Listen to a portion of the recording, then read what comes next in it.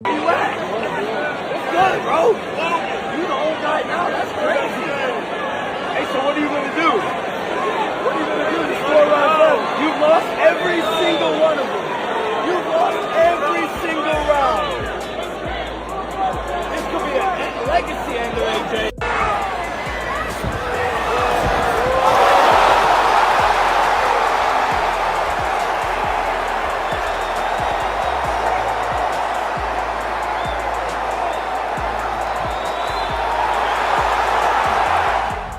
This could be a legacy end.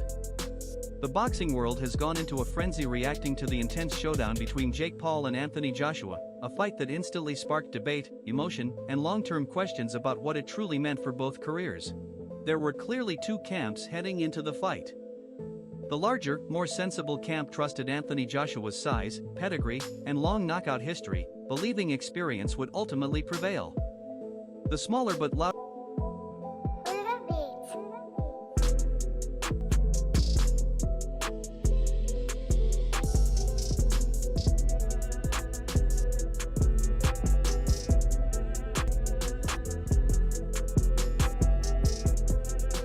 camp argued that Jake Paul wasn't just a YouTuber with a punch, but a genuinely dangerous variable, the kind of fighter who only needs one clean shot to change history.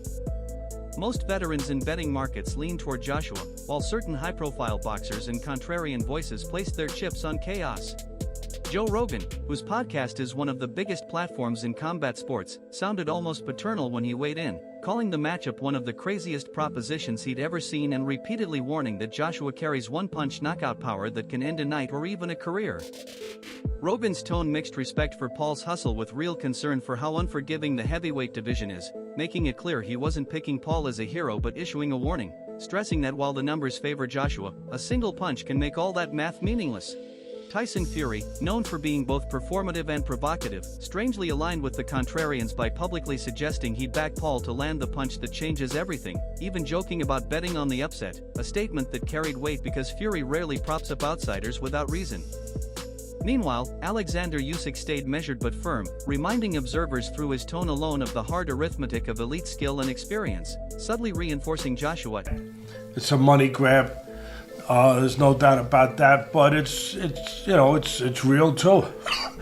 We think it is anyway, and I have no reason to think it isn't. Although I wouldn't be responsible if I didn't throw that out as a real heavyweight test. Amir Khan framed the fight as a referendum on influencer boxing, arguing Joshua could end that movement with a brutal knockout and emphatically picking AJ by stoppage to defend traditional heavyweight pedigree.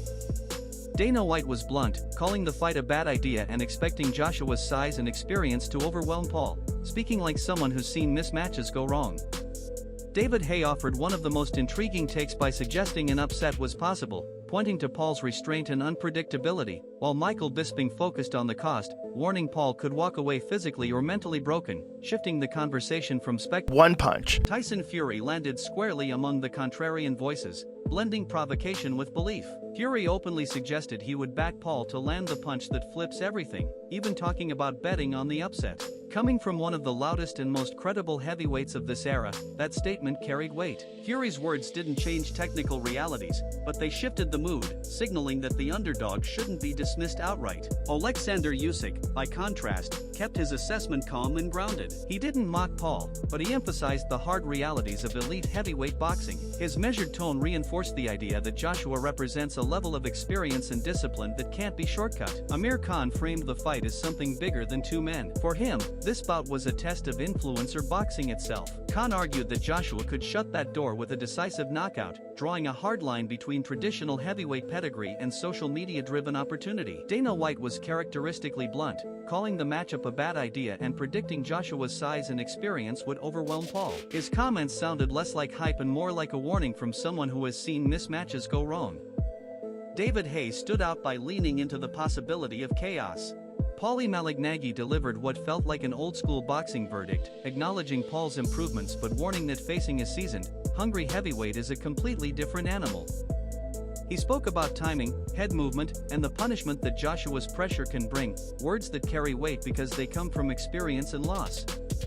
Eddie Hearn, balancing promoter logic and prediction, painted a public picture of an aggressive Joshua start and a quick finish, not as bravado. High because Anthony Joshua is out there saying that he's gonna kill Jake Paul, and a lot of people have come out of the woodworks. They're talking a lot of crap. Tyson Fury #1. You big bum, useless tosser. Get up, and I can't wait if Jake Paul knocks your spark out, you big bum. But yeah, Anthony Joshua said that he will kill Jake Paul. He will kill someone in the ring if he can kill them. He's a respectful guy. He was raised by a good family. But if he can... But as business reality, with massive money involved, narratives become clean and decisive. Hearn's comments landed as both marketing and expectation. That's it for today's video. Stay tuned. Until next time.